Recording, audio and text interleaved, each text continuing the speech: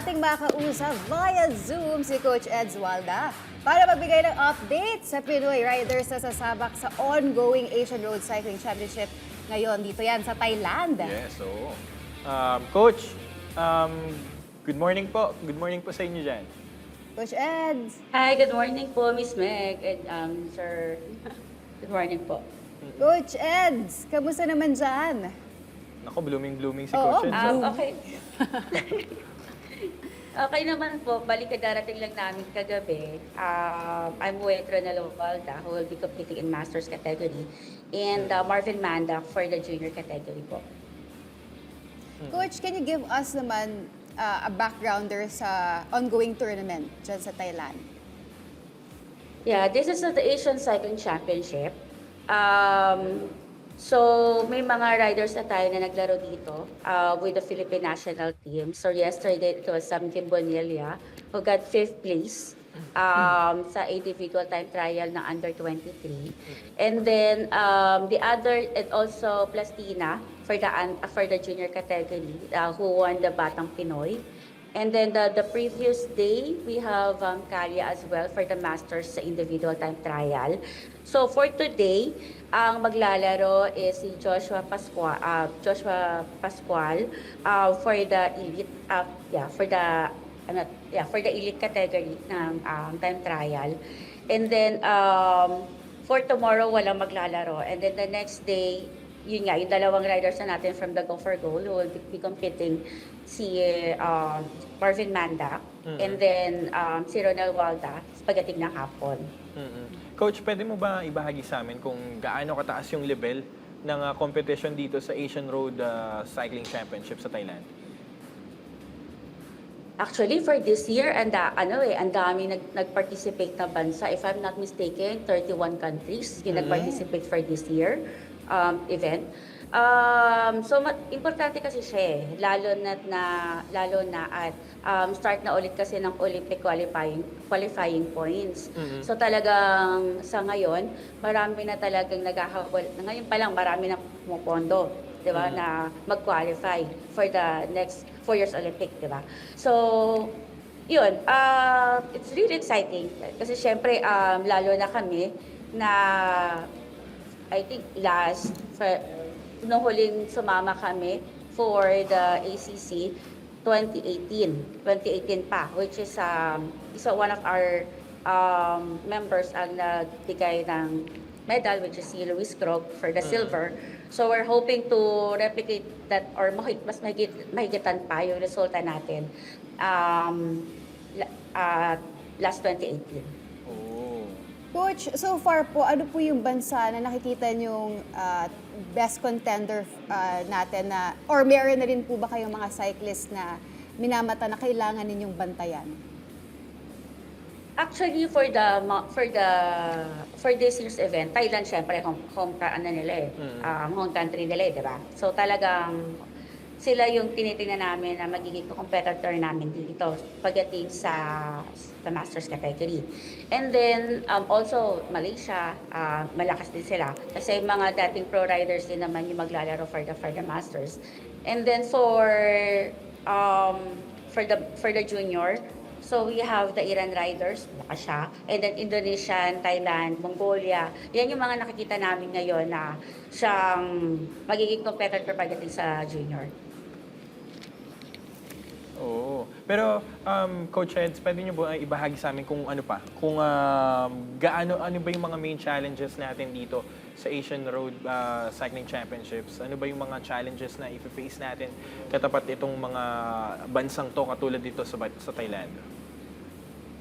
Actually kasi flat lang naman yung road ngayon. Although malakas yung hangin, yun lang naman ng Pero diskarte na lang din talaga Hindi mo rin masasabi. Kumbaga sabi nga yung kaparara mo parang gulong yan Diba? Hindi mo alam kung sino. Yun lang yung kasi talagang exciting dito pagdating sa cycling Talaga ang challenges is kung magkaroon ng mechanical, 'di ba? Kasi talagang basta nagka-mechanical ka tapos na 'Di ba? Yun na yun Pero pinaghandaan naman namin tong event na to.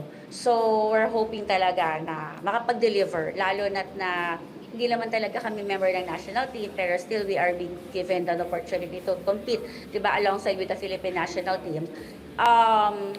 So talagang we are very thankful, especially with Mr. Jeremy Go of Go for Gold, na siya nagbigay ng suporta. Kasi yung mga riders naman na inaalagaan namin is talaga namang nagme-medalya.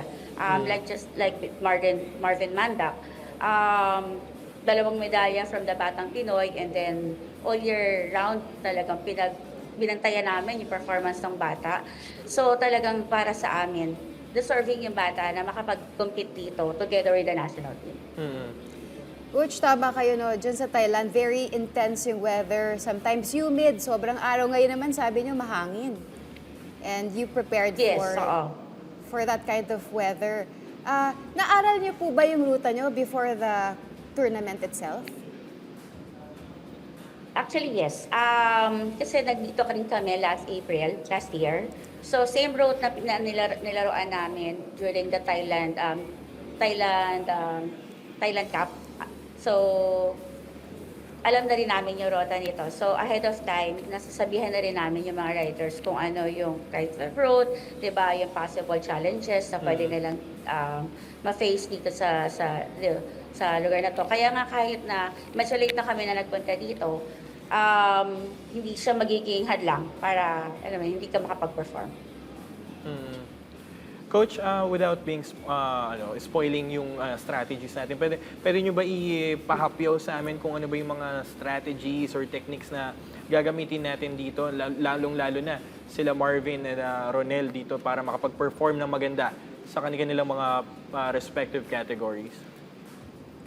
Actually, yun ang mahirap sa amin sa event namin. Kasi kailangan namin maunang makita, number one, is yung start list.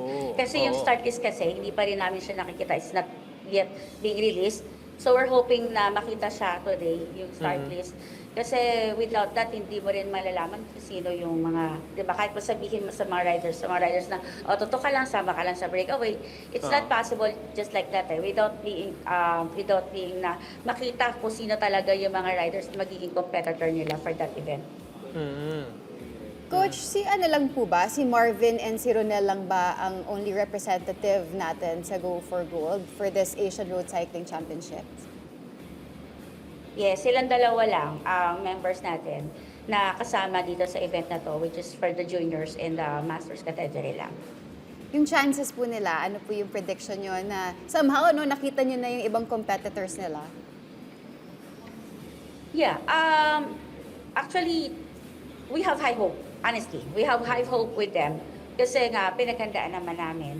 And considering na si Go for Gold naman, hindi talaga nagpapadala ng mga atleta sa mga ganitong klaseng competition or Mr. Jeremy, hindi siya talaga nagpapadala ng kung hindi rin lang kayang pumwesto pagdating sa mga event na ganito. So, sabi nga namin, condition na lang talaga yung magiging namin dito, magiging kalaban pagdating ng araw na yon, di ba? Para makapag-perform. Coach Eds, matanong ko lang, no? Naalala ko kasi sinabi ni Sir Jeremy Go before, no, na isa ba to sa mga parte no, na isabak yung mga Go for Gold cyclists natin sa mga mas malalaking competition, sa mga international competition, kaysa dun sa mga local tournaments na parati nilang pinagkakampiyonan? Yes, tama yun. Kasi yun naman talaga yung main goal ng Go for Gold, di ba? If yung athlete, di ba, nananalo na siya locally, so there's no point na nasa local lang siya, di ba? Bigyan natin ng opportunity yung mga atleta na umangat pa, not only for the sea level, kasi gano'n kumbaga may leverage kami pagdating sa pagpili ng mga competition na sinasalihan namin. Kapag alam namin na with the sea countries, kaya na mag-medal niyan, angat tayo sa Asian, and then goes to world, di ba? Ganun kumbaga ganun kami mag-qualify, magbigay ng qualifications pagdating sa mga atleta namin. Just like what happened with John Ray Aguja na from the mountain bike. So after niya na talaga nagdo-dominate niya na yung Asian countries, so akit siya sa world, di ba, level ng category para at least yung performance tumataas. Hindi lang siya nagiging stagnant lang din siya sa category niya. With that being said, Coach, sa tingin mo, ano lang to, isa lang to sa mga part Yes. ng mga competitions na sasalihan pa nila this year. Lalong-lalo ito, kita natin maganda naman yung pinakita nila dito sa nakaraang competition nila. Pero dito, Coach, sa tingin mo, gaano ba ka-ready ang team natin this time? For this year, kasi nakaplat naman yung mga karera na sasalihan nila. And talagang kami, kumbaga, lalo na kay Martin Marlac, all the first time niya kasi na maglalaro ng international competition, syempre hindi mo iaalis sa kanya na kinakabahan siya. So nandun yung takot kumpara sa nasa Pilipinas lang siya na lagi siyang naglalaro. Dito kasi ibang mundo ibang mundo yung tatakakin niya. So para ang hirap lang niyang i-explain doon sa bata or i-describe doon sa bata without na ma-i-experience niya mismo, para mag-gain niya rin yung confidence niya during the competition. So after that kasi ang plano namin sa kanya, after this year kasi pwede na siya umakyat ng Continental for next year. So more competition ang naka-line up para sa kanya. So, Dito, for Marvin Mata. So, Coach, basically, we can expect more big international tournaments sa ating mga cyclists sa Go for Gold. Yes. Oh, that's nice. Kaabang-abang. Pero Coach, for its continuity, meron po ba tayong mga programs right now para makadiscover ng mga bagong talento sa Go for Gold? Oo. Yeah, actually, Go for Gold, we have we quit our own own competition sa Pilipinas. So we have the Go for Gold series. From last year, we have 3 Go for Gold series na kinandak, which is in Clark, and then in Cebu, and then the next I think in Jensen. So talagang nagsinusuyod namin ang Pilipinas para lang makakita ng mga talented riders. And to be honest, for this year, we will have 4 naman na Go for Gold series, which is in Clark again, which is in Capas Tarlac. And then the next is in Pasig City, in Iloilo. And then it will be, next is in the Davao and then Bacolod. So, imbis na sila yung pumunta sa mga competitions or just like in the nationals, kami na yung nagdadala ng karera sa mga iba-ibang lugar sa Pilipinas. That's para nice. makakita lang tayo ng mga talented riders. Coach, maganda yan. Para na rin yung sports tourism, di ba? Oo. Yes. And kaabang-abang yan, partner, na i-cover din natin itong mga Oo, for tournaments sure yan, natin. partner. International tournaments na gaganapin dito sa ating bansa. Yes.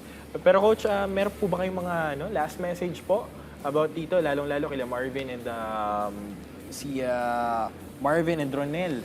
Ano pong mga abangan natin sa kanila? Siyempre, importante yung suporta, di ba? So, but I would like to take this opportunity muna para pasalamatan yung mga tao na nagdala or nagbigay ng opportunity sa amin na makapaglaro dito. Number 1, si Sir Jeremy Go, di ba? Yung Go for Gold and then the Scratch It family na for past 8 years, di ba, nandiyan na tumusuporta hindi lamang sa cycling kundi sa iba-ibang sports natin sa Pilipinas. And of course, yung family namin na sumusuporta sa mga bata na to. And then sa mga sponsors ng Go for Gold, maraming salamat sa inyo. At sa inyo rin naman na sumusubaybay sa bawat competition na sinasalihan namin at nakakapagbigay kami ng update. Without you guys, di ba, hindi rin naman siya magiging possible at hindi malalaman kung ano yung mga programa na gagawa ng Go for Gold. Yes, ayan. Live mula sa Thailand si Yes. si Coach Eds, no? Talagang blooming na blooming. Maraming salamat po Coach Eds at abangan natin Meg yung kanilang performance sa mga susunod na araw at alam natin yan for sure. Maganda ang kanilang i-perform. At binigyan tayo ng oras ni Coach Eds dyan sa Thailand. Nako, thank you Coach ha. Maraming salamat. Napakaswerte naman Thank you sa namin inyo. Coach. Ayan, kaya teammates, huwag kayong bibitiw dahil magbabalik pa ang PTV Sports.